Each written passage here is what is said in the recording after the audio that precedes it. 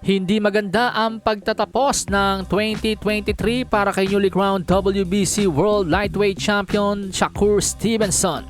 Noong 2022 matatanda ang pinoproblema nitong si Shakur Stevenson walang gustong lumaban sa kanya.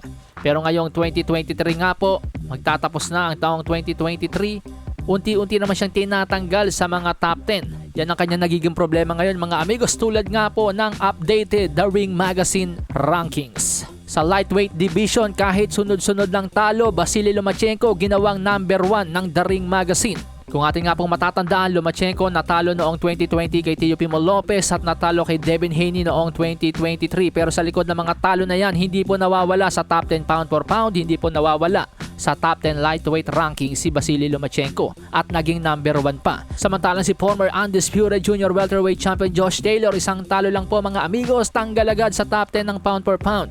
At ito pa mas masakit sa parte ni Shakur Stevenson. Nilagpasan na siya ngayon ni Isaac Pitbull Cruz sa top 10 lightweight rankings kahit hindi pa nagiging world champion itong si Pitbull Cruz. Ito nga po ang top 10 lightweight rankings ngayon mga amigos. Number 1 si Vasily Lomachenko, number 2 si Gervonta Davis, pangatlo si Isaac Cruz at pumapang-apat lamang si Shakur Stevenson. Kaya naman naglabas ng hinanakit si Shakur Stevenson sa kanyang social media at sinabi ang mga katagang, "Loma is God to them and dude won't even fight me. You can't make this ish up."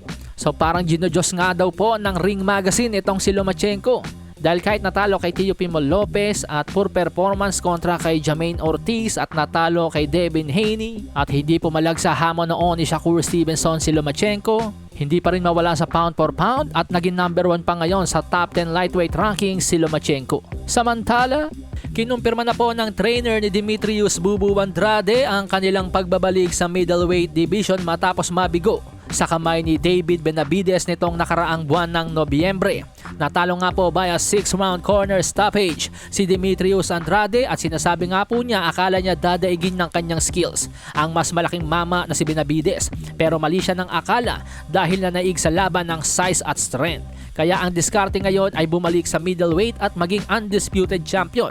Heto po ang diga ng trainer ni Demetrius Andrade na si Andre Rozier. "We've decided to move back down to 160. Bubu is all for it. We wanna take Erislandia Lara's WBA belt, then unify, then fight Johnny Beck to become undisputed. That will solidify Bubu as a Hall of Famer." Sa mga amigos nating hindi nakakaalam, yung WBO belt po ni Johnny Beck Alimkhanuly, ang tunay na nagmamay-ari po niyan ay si Demetrius Andrade. Binakante lamang niya at umakyat nga po siya sa super middleweight division. Kaya naman ngayon may pagkakataon na sa wakas si Johnny Beck Alimkhanuly na makakuha ng malaking pangalan sa kanyang dibisyon. Kasi hirap na hirap pong makakuha ng malaking pangalan itong si Johnny Beck. Pero ngayong unified champion na siya sa middleweight division, hawak niya ang WBO at IBF. Finally may nagkaka-interest na lumaban sa kanya. Alasahin ang baraha, patunayan mo sa akin ha.